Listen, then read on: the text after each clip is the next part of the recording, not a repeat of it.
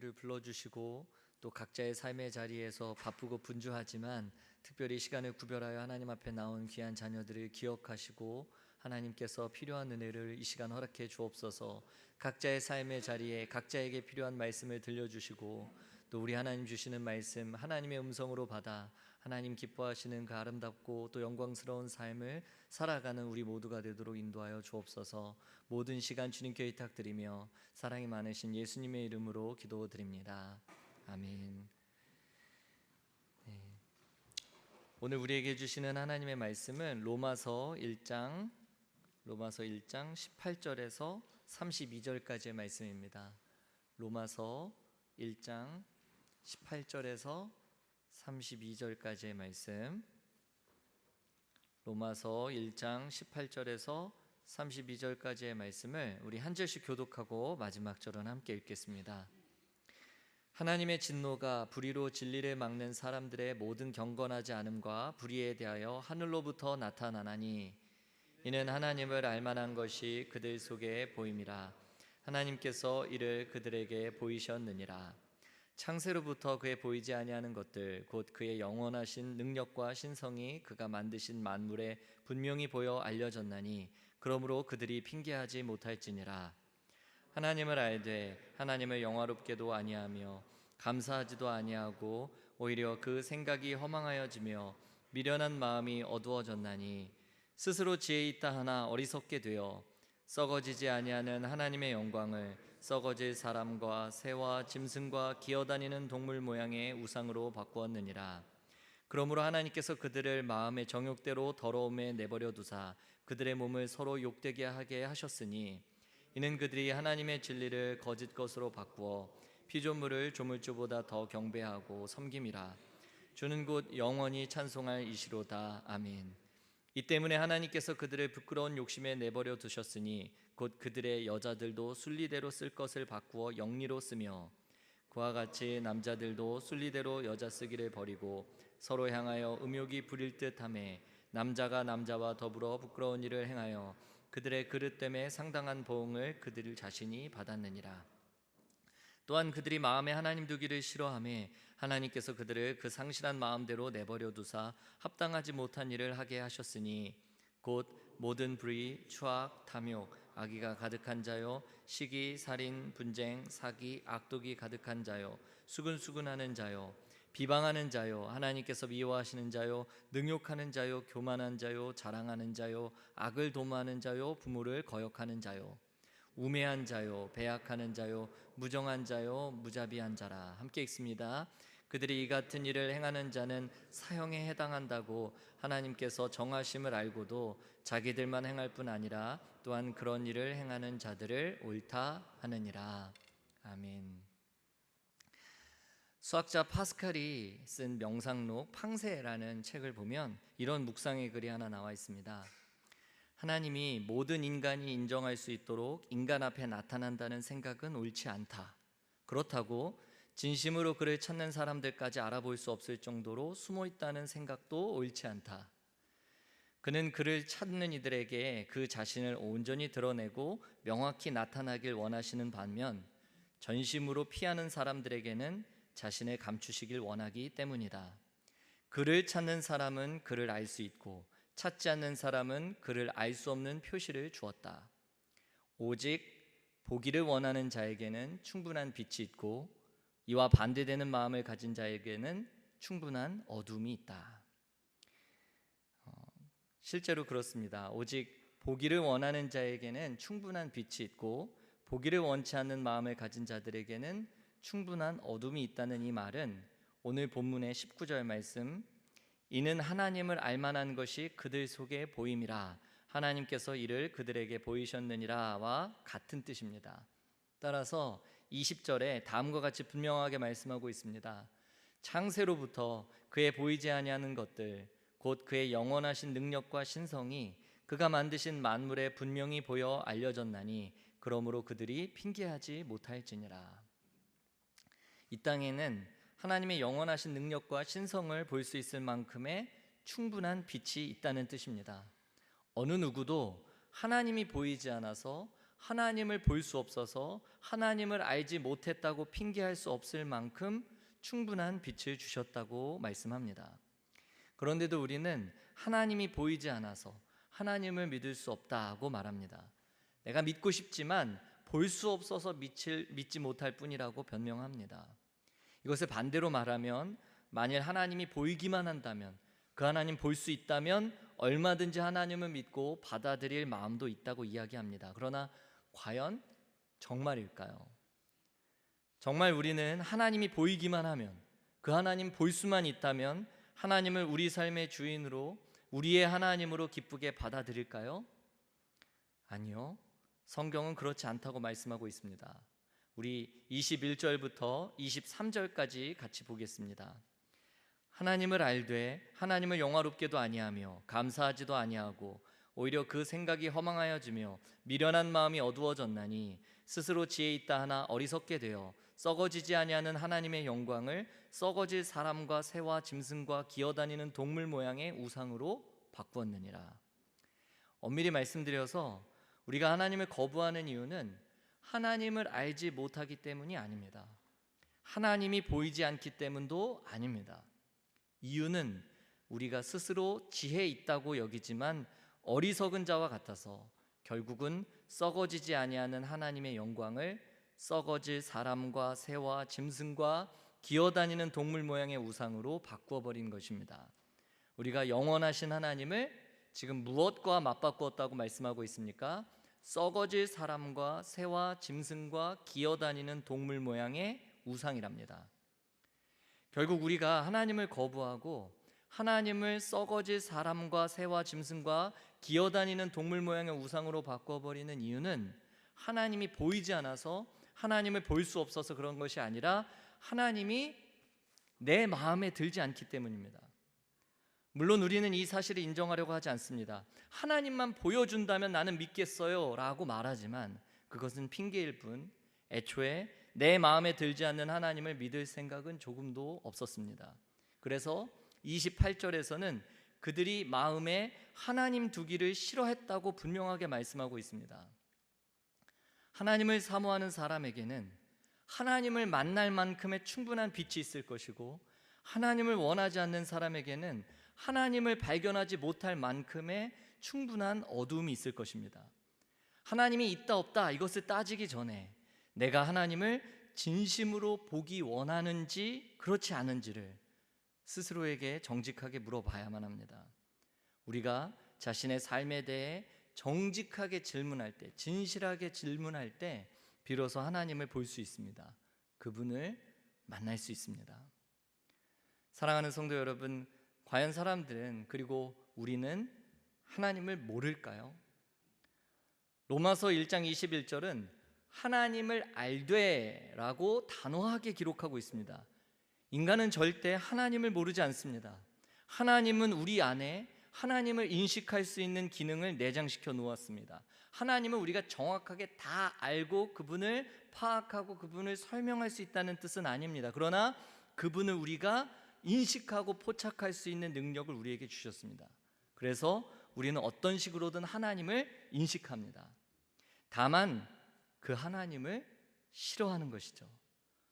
엄연히 계신 분을 싫다고 하는 것이 두려우니까 아예 없다고 해버립니다. 따라서 하나님이 없다는 것은 무지가 아니라 사실은 거짓말입니다. 조나단 에드워즈가 이것을 willful ignorance라고 이야기했습니다. 뜻을 가지고 있는 무시, 의도적인 무시입니다. 한마디로 사람들은 힘을 다해서 하나님을 모르려고 애쓰는 것입니다. 그리고 힘을 다해서 하나님을 모르려고 하니까 진짜 몰라지더라는 것이죠. 그렇게 무지에 매몰되어서 결국 하나님 없이 살려다 보니 인간에게는 늘 깊은 불안이 있습니다. 하나님 없이 살아서 불안한 것입니다. 부모가 죽고 소년 소녀 가장이 된 것처럼 하나님이 없으면 살아갈 자원의 부족 때문에 불안해합니다. 따라서 인간의 죄의 뿌리는 불안이다라는 이 말은 진리입니다. 땅에 심겨 있었던 나무가 뿌리가 뽑힌 경우에 아무리 싱싱했다 하더라도 고목이 될 운명에 처하게 되듯이 생명의 근원을 버린 인간의 결핍과 고난은 개인과 집단에게 이루 말할 수 없는 고통을 가져다 줍니다. 그래서 결국 이러한 인간의 실존적인 불안은 강력한 이기심과 자기 중심성을 낳는 것입니다. 오늘날 교회 안팎에서 일어나는 일들, 사회적인 문제들, 인간의 잔인한 죄악들은 이처럼 하나님을 거부한 인간의 결핍과 또 불안에서 오는 강력한 이기심과 자기 중심성 때문에 오는 것입니다. 그렇다면 우리가 핑계하지 못할 만큼 분명하게 만물 가운데 하나님의 능력과 신성을 보이셨음에도 불구하고 우리는 왜 하나님의 영광을 사람과 새와 짐승과 기어다니는 동물 모양의 우상으로 다 바꿔버렸을까요? 오늘 본문은 하나님의 영광을 대체한 우상들로서 대표적으로 사람, 새, 짐승, 기어다니는 동물 모양을 언급합니다. 그런데 이러한 우상들의 공통된 특징은 눈에 보이고 손에 잡을 수 있고 통제가 가능하다는 것입니다. 이것이 곧 우상 숭배의 매력이면서 우리가 우상 숭배를 즐기는 원인이고 동기라고 할 수 있습니다. 아우구스티누스는 성 어거스틴이라고 우리가 잘 알고 있는데, 만일 네가 그분을 파악한다면 그분은 하나님이 아니다 라고 선언합니다. 그러나 보이지 않고 사고할 수도 없으면서 이름조차 부를 수 없는 하나님은 늘 우리를 불안하게 하고 두렵게 합니다. 내 손에 닿을 거리에 계셔서 언제든지 내가 원할 때마다 불러내어서 사용할 수 있는 그런 존재여야 하는데, 우리의 통제 그 밖에 계시는, 통제 안에 계시지 않는 하나님은 늘 종잡을 수 없이 우리를 불안하게 만들기 때문에 우리를 고통스럽게 합니다. 그래서 우리는 보이지 않는 하나님을 보이는 하나님으로 만듭니다. 만질 수 없는 하나님을 언제든지 내가 원하면 만질 수 있는 하나님으로 둔갑시킵니다. 그렇게 우리가 섬기고 사랑해야 할 그 하나님을 오히려 내 종처럼 부리려고 듭니다. 결국 무한하신 하나님을 유한한 형상으로 바꾸고 싶은 우상 숭배의 이 본질에는 철저한 자기 숭배가 있습니다. 한마디로 모든 우상 숭배에는 곧 자기 중심적인 자기 숭배와 연결되어 있습니다. 그리고 하나님은 이렇듯 자기 숭배에 빠진 이들을 더러움과 부끄러운 욕심에 그냥 내버려 두셨습니다. 여기서 말하는 더러움과 부끄러운 욕심은 성적인 타락을 가리키는데, 왜 오늘 본문은 자기 숭배에 빠진 이들에 대해서 우선적으로는 성적인 타락, 특별히 동성애 행위를 지적하고 있을까요? 오늘 본문 25절의 말씀을 읽겠습니다. 이는 그들이 하나님의 진리를 거짓 것으로 바꾸어 피조물을 조물주보다 더 경배하고 섬김이라. 주는 곧 영원히 찬송할 이시로다. 아멘. 우리가 피조물을 조물주보다 더 경배하고 섬기는 이유가 뭐라고 이야기합니까? 하나님을 우리 마음에 두기 싫어하기 때문입니다. 사실은 조물주이신 하나님을 섬기는 것보다 피조물을 섬기는 것이 더 좋기 때문입니다. 실제로 우리가 하나님 대신 섬기는 피조물은 나 자신일 가능성이 높습니다. 한마디로 우리는 하나같이 자기 숭배자들입니다. 그래서 우리 삶의 목표는 온통 자기 즐거움, 자기 만족, 자기 행복뿐입니다. 워라벨, 욜로, 노세 젊어서 노세, seize the day, carpe diem, 어떤 멋진 말로 우리 삶을 아름답게 포장한다고 해도 우리는 실상 자기 만족과 행복을 위해서 사는 자기 숭배자들입니다. 그래서 우리는 하나님을 우리 마음에 두기 싫어하는 것입니다. 왜요? 하나님을 내 마음에 두는 순간 우리는 더 이상 자기 숭배를 할 수 없기 때문입니다. 부모가 자녀 교육을 망치는 이유는 자녀를 너무 사랑해서가 아니라 하나님을 너무 적게 사랑했기 때문입니다. 하나님은 아브라함에게 아들 이삭을 사랑하지 말아라 이렇게 말씀하신 게 아닙니다. 다만 아들을 하나님처럼 사랑하고 숭배해서는 안 된다고 말씀하신 것입니다. 누구든지 자녀를 하나님의 자리에 두면 거기서 우상 숭배 같은 사랑이 싹트고, 그 사랑은 오히려 자녀를 숨막히게 하고 관계의 목을 조르기 때문입니다. 이처럼 하나님만이 주실 수 있는 삶의 의미와 행복을 피조물에게서 찾으려 하면 할수록 우리는 오히려 상실한 마음 가운데 빠지게 됩니다. 마찬가지로 피조물을 조물주보다 더 경배하고 더 사랑하면 건강한 부부관계는 다 깨지고 동성애 행위와 같이 고삐 풀린 성적인 욕망만이 남게 된다는 것입니다. 그것이 오늘 성경이 말하고 있는 바입니다. 동성애는 결국 피조물을 하나님보다 더 경배하고 섬기는 자기 숭배의 결과였습니다. 따라서 동성애 이슈는 단지 내가 동성을 좋아하고 사랑하게 되었는데 사랑하는 게 잘못된 것인가요? 라는 단순한 문제가 아닙니다. 그 안에는 철저한 자기 숭배라는 우상이 작동하고 있기 때문입니다. 사랑하는 성도 여러분, 모든 인류에게는 선을 행하도록 내재된 어떤 명령이 존재합니다. 여러분도 양심이 있죠? 우리가 살인을 잘못된 것이라고 생각하는 이유가 뭘까요? 어린이집에서 아동을 학대해서 죽음에 이르게 했을 때 우리가 분노하는 이유는 무엇입니까? 아동 성애자를 우리가 혐오하는 이유는 무엇일까요? 그것이 잘못된 것이라는 도덕적 기준을 우리가 이미 갖고 있기 때문입니다. 어떤 이들은 이것을 도덕 명령이라고 부르고 양심이라고 부르기도 하고, 어떤 이들은 자연법이라고 부르기도 하고, 다른 사람들은 자연의 법칙이라고 부르기도 합니다. 저는 일단 이것을 도덕법이라고 부르겠습니다. 그러나 그것을 무엇으로 부르든지 간에 도덕적 표준이 모든 사람들의 마음속에 내재되어 있다는 사실은 그런 도덕법을 만드신 입법자가 있음을 가리키는 것입니다. 다소 복잡하게 들릴 수 있겠지만 철학에서 말하는 3단 논법으로 설명해 보겠습니다. 첫째, 모든 법은 입법자가 있다. 동의하시죠? 저절로 법이 생겨나진 않지 않습니까? 법이 저절로 만들어지는 일도 없지 않습니까? 입법기관에서 법을 만들어야 법이 생기죠. 둘째, 도덕법이 존재한다. 여러분에게는 기본적으로 가지고 있는 도덕법이 있습니다. 이것은 옳고 이것은 옳지 않다, 다른 사람을 때려서 남의 물건을 빼앗는 것은 옳지 않다라는 기본적인 법이 여러분에게 존재합니다. 우리 삶에는 눈에 보이지 않지만 뚜렷한 도덕법이 존재하죠. 셋째, 따라서 도덕법의 입법자가 존재한다. 그렇다면 여러분, 그 입법자가 누구실까요? 만일 어떤 삶의 의미와 도덕에 대한 객관적인 표준이 없다면 우리의 삶은 무의미해지고 옳고 그름의 절대 기준도 있을 수 없습니다. 모든 건 그저 선택하기 나름이고 모든 것은 그저 취향과 성향의 문제가 됩니다. 누군가가 사람을 죽여도 그것은 그저 취향의 문제이지, 그리고 흉악한 어른이 어린 아이들을 성폭행해도 그것은 단지 취향의 문제이기 때문에 옳고 그름을 판단하거나 이야기할 수 없게 됩니다. 그러나 모든 사람은 절대적인 도덕 의무가 존재한다는 것을 우리는 이미 알고 있습니다. 따라서 절대적인 도덕법이 있다는 것은 곧 절대적인 도덕법에 대한 입법자가 있다는 뜻을 의미합니다. 그리고 그 절대적인 도덕법의 입법자는 바로 우리 하나님이십니다. 기독교가 말하고 있는 바는 이것입니다.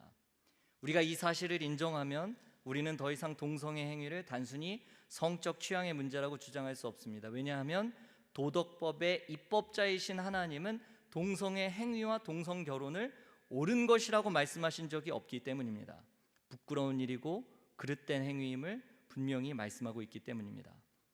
그런데 어쩝니까? 동성애 행위는 하고 싶고 내 인생은 내 건데 절대적인 존재가 내 삶에 개입하는 것이 싫은 인간이 결국 선택하는 것은 하나님은 없다입니다. 그래야 도덕법의 입법자도 없고 도덕법도 없게 되니까요. 그래야 절대적인 도덕은 없고 모든 것은 다 상대적인 것이 될 테니까요. 이렇게 동성애 행위만을 콕 찍어서 이야기하니까 나는 동성애랑 상관없으니까 해당 사항 없다라고 생각하실지도 모르겠습니다. 그러나 마음에 하나님 두기를 싫어한 결과 나타나는 이 죄의 목록들을 보면 우리 역시 결코 자신만만할 수 없습니다. 28절부터 32절까지 이렇게 기록하고 있습니다.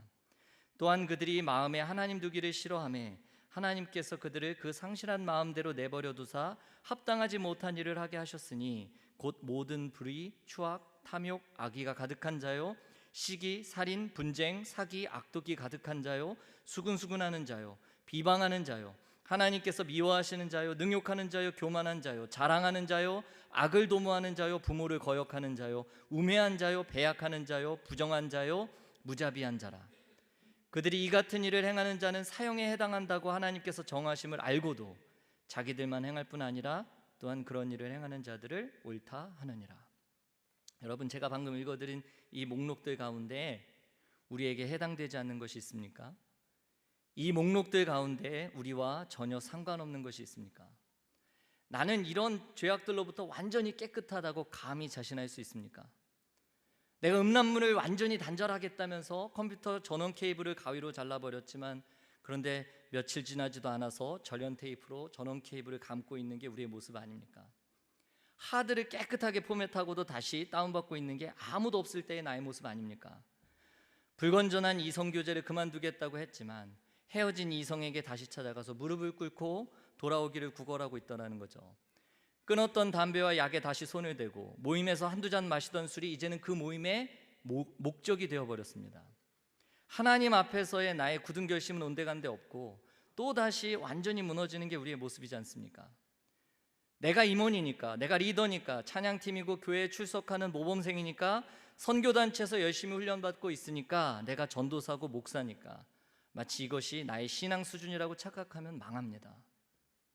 직장 가면 다 깨집니다. 얼마나 내가 무능한지 절감하게 됩니다. 결혼해서 아기 낳으면 다 깨집니다. 얼마나 내가 믿음이 없는지 알게 됩니다. 파스칼은 자신의 묵상집 팡세에서 다음과 같은 글도 남겼습니다. 자신의 비참함을 알지 못하고 하나님을 안다는 것은, 하나님을 안다고 착각하는 것은 오만을 낳는다. 하나님을 알지 못하고 자신의 비참함을 아는 것은 절망을 낳는다. 자신의 비참함은 알지도 못한 채 내가 하나님을 잘 안다고 생각하면 교만해집니다. 나는 동성애랑 상관없으니까, 나는 하나님 앞에서 적어도 로마 교회의 이방인들과는 질적으로 다르다는 그 생각은 오만입니다. 나 역시 온갖 죄악으로부터 구별되지 못한 비참한 죄인입니다. 우리가 불의를 저지르고 악을 따르고 탐욕과 악의가 가득하며 시기와 살인, 분쟁과 사기와 악독이 가득한 자요, 늘 뒤에서 수근수근하는 사람이 바로 나라는 사실을 인식해야 합니다. 내가 곧 비방하는 자요, 능욕하는 자요, 교만한 자요, 자랑하는 자요, 악을 도모하고 부모를 거역하며 하나님의 이름으로 사람들을 정죄하는 무정한 자, 무자비한 자임을 기억해야 합니다. 그래야 로마서의 복음이 날 위한 복음이 됩니다.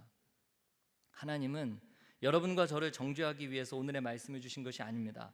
먼저 나의 비참함을 잘 알아야, 나에게는 소망이 없다는 것을 알아야, 내가 얼마나 절망적인 상태에 있는 줄을 알아야, 이러한 비참한 인생에게 찾아오시는 예수 그리스도의 복음이 참으로 기쁜 소식이 되기 때문입니다. 우리는 늘 마음에 하나님 두기를 싫어하고 영원하신 하나님의 영광을 썩어질 사람과 새와 짐승과 기어다니는 동물 모양의 우상으로 바꾸려 한다는 사실을 인정해야 합니다. 그래야 우리를 이 비참함에서 건져주실 하나님을 의지할 수 있습니다. 오늘 우리를 이 비참함에서 건져주실 하나님을 의지할 수 있기를 바랍니다.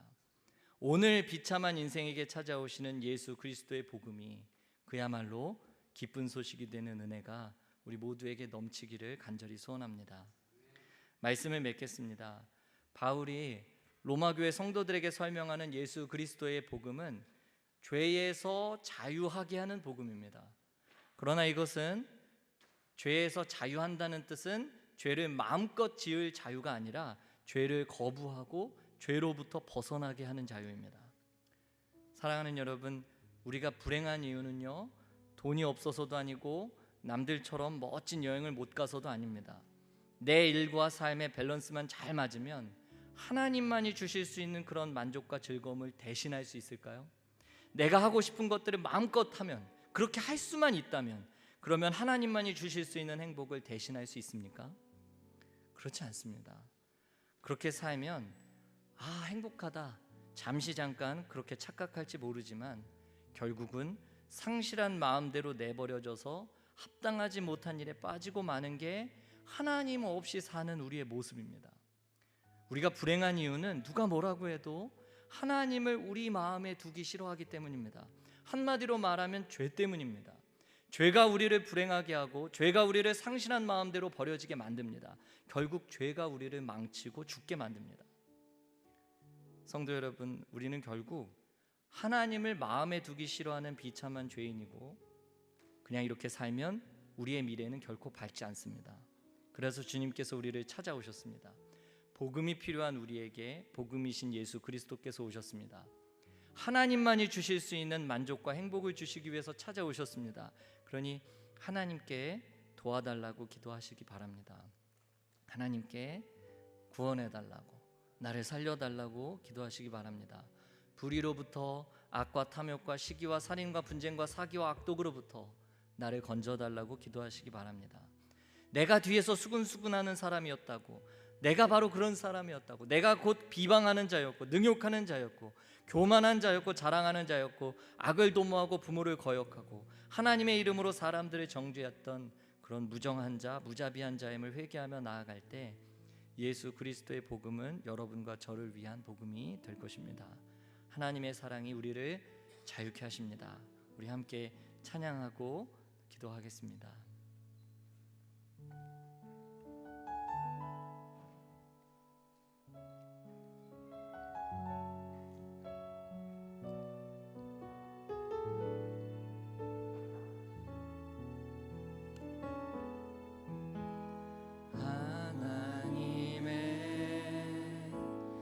그늘 아래 내 모든 것 다 내려놓고 나 잠잠히 주를 묵상하네.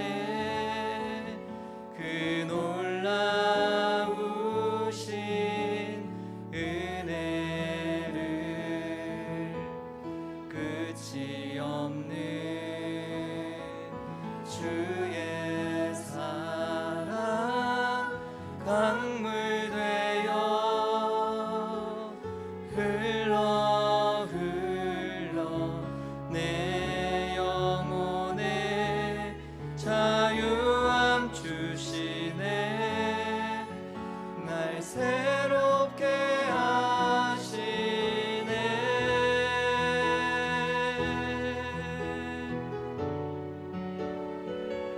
하나님 사랑, 그 사랑 날 자유케 하네.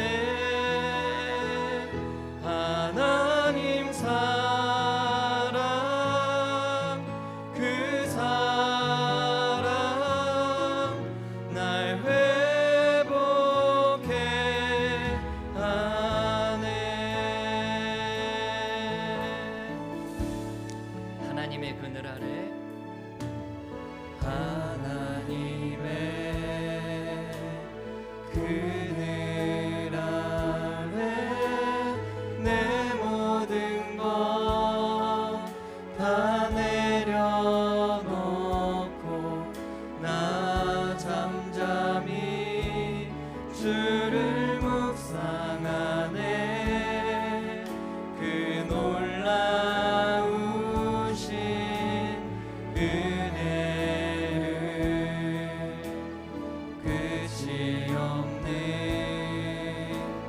주의 사랑 강물 되어 흘러 내 영혼에 자유함 주시네. 날 새롭게 하시네.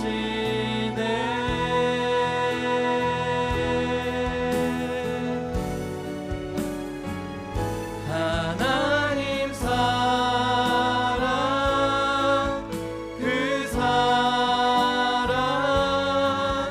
날 자유케 하네. 하나님 사랑,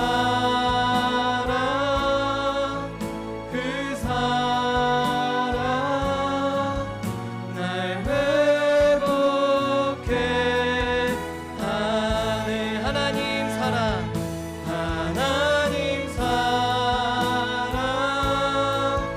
그 사랑 날 자유케 하네.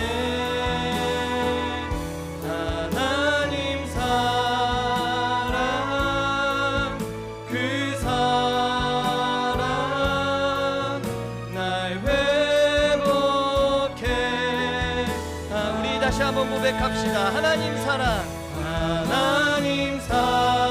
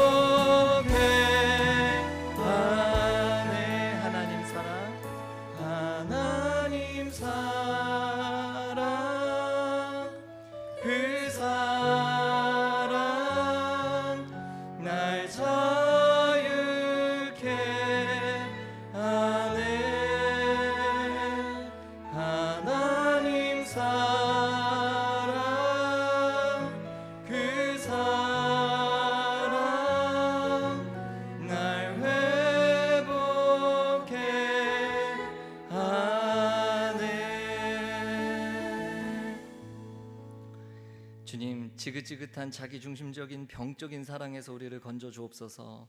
주님의 사랑 안에서 가장 나답게, 가장 하나님의 사랑받는 자녀답게 살 수 있는 힘과 은혜를 주옵소서. 지금 이 시간 하나님과 우리 사이를 가로막고 있는 모든 죄로부터 우리를 자유롭게 하여 주옵소서. 그렇게 우리를 인도하실 주님께 감사드리며 사랑이 많으신 예수님의 이름으로 기도드립니다. 아멘.